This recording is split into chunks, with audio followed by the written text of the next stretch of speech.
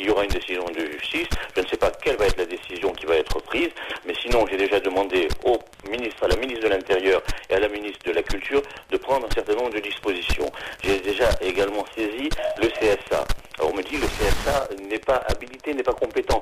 Mais est-ce que le CSA ne s'occupe pas d'audiovisuel et une vidéo sur Internet n'est-elle pas, n'est-ce pas, de l'audiovisuel? Alors si les lois doivent changer, il faut les faire changer. Il faut se souvenir quand même qu'en 2002, jusqu'en 2002, on ne considérait pas comme acte antisémite le fait de brûler une synagogue, d'attaquer un rabbin dans la rue, jusqu'à ce qu'intervienne la loi Lelouch qui a fait changer, modifier les choses et qui a fait avancer la répression contre l'antisémitisme. Je pense qu'il va falloir agir de même. S'il y a un vide juridique dans ce domaine, eh bien, il faudra que ceux qui hébergent ce type de lien, eh bien, ne le fassent plus. Et ils aient cette épée de Damoclès. Comme épée de Damoclès aussi, je voudrais que l'on sache que j'ai écrit à Monsieur le Président de la République, dès qu'il a été président de l'Union européenne, pour lui demander de faire en sorte que le délit ou le crime antisémite soit passible de sanctions de la part d'une cour internationale. Il faut que cette épée de Damoclès tombe sur tous ceux, quels qu'ils soient, quelle que soit leur fonction, quel que soit leur titre, qui ont des propos antisémites et qui sèment à tout vent l'antisémitisme. Je veux parler d'Ahmadinejad, je veux parler de ce ministre algérien. J'ai déposé plainte contre lui et contre ses propos après une recherche apparemment poussée du parquet. Eh bien, l'affaire est revenue à vie de classement. Donc tout ça n'est pas supportable. L'antisémitisme est en train de se répandre au plan international et dans notre pays. Alors je pense qu'il faut intervenir très très rapidement.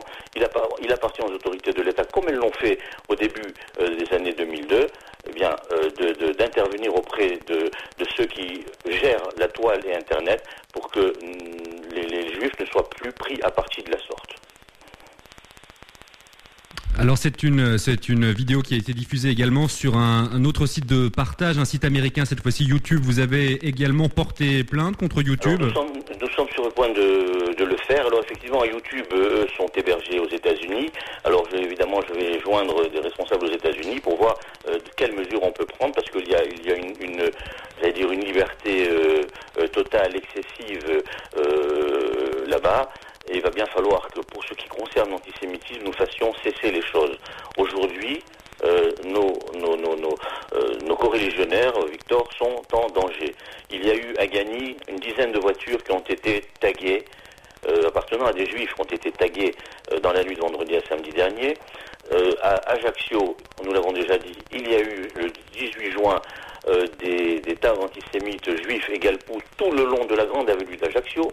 Il y a eu dans votre quartier, dans le 3e arrondissement, dans Saint-Paul, le quartier juif par excellence, juif égale voleur, des tags qui ont été dessinés sur des magasins appartenant à des juifs.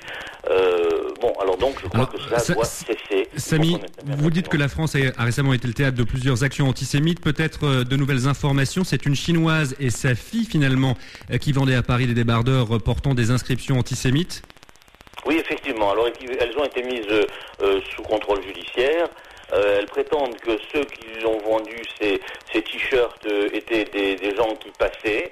De toute façon, ça sera en infraction, tout au moins avec le fisc et avec les douanes. Mais moi, j'attends de la police et de la justice qu'ils aillent jusqu'au bout et qu'on trouve véritablement ceux qui ont créé, fabriqué et vendu ce genre de t-shirts à l'effigie antisémite.